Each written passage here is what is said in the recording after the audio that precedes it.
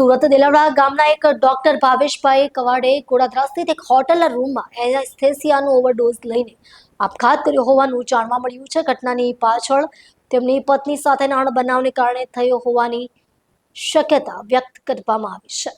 મળતી માહિતી મુજબ ડોક્ટર ભાવેશભાઈ કવાડ મૂળ અમરેલી જિલ્લાના રાજુલા તાલુકાના ખખબાઈ ગામના વતની હતા અને તાજેતરમાં સુરત જિલ્લાના દેલાડવા ગામમાં ડોક્ટર તરીકે કાર્યરત હતા. તેમણે હોટેલ નેસ્ટ નામની હોટેલમાં રૂમ લીધું હતું, જ્યાં તેમનો ગઈકાલે મૃતદેહ મળી આવ્યો હતો. પોલીસ તપાસ દરમિયાન ઘટનાસ્થળેથી 2 મહત્વપૂર્ણ દસ્તાવેજો હાથ લાગ્યા છે. પ્રથમ, તેમની પત્નીના નામે લખાયેલ એક સુસાઇડ નોટ મળી આવી છે. બીજું, એક ડાયરી મળી આવી છે, જેમાં ડોક્ટર કવાડે તેમની પત્નીને સંબોધીને વિવિધ લેખો લખ્યા હતા. આ ડાયરીના પાના પર મારો ન્યાય શબ્દો મોટા અક્ષરોમાં લખાયેલા મળ્યા છે.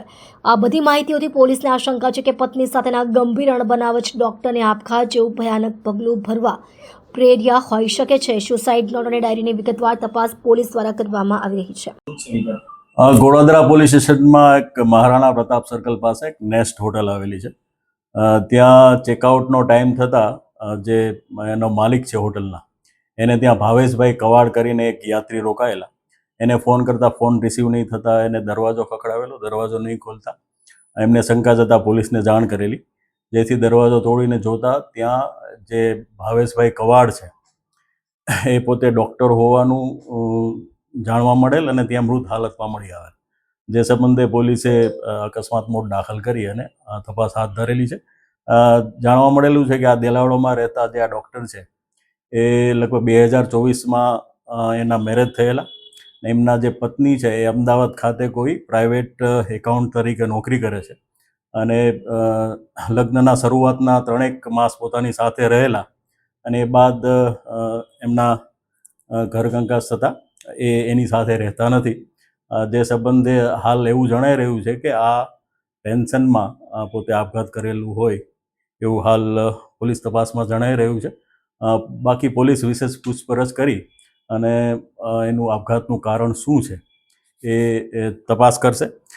એની હોટલના રૂમમાંથી એનેસ્થેસિયાનો ઓવરડોઝ લીધેલો હોય એ ટાઈપની ત્યાં દવાઓ અને સિરિંજ મળેલ છે. એ પોલીસે હાલ કબજે કરેલ છે. ડાયરી પણ મળી આવી છે, શું લખ્યું છે? આ ડાયરીમાં ડિપ્રેશન એ ટાઈપનું વાક્ય છે. એ સિવાય એમના પત્નીને સંબોધીને એમને વાક્યો પણ લખેલા છે, જે પોલીસ હાલ તપાસ કરીને એની વિશેષ પૂછપરછ કરી રહી છે. આ પત્ની ના એ જે સામાન્ય રીતે જે પતિ પત્ની એના સંવાદો હોય એ જ છે.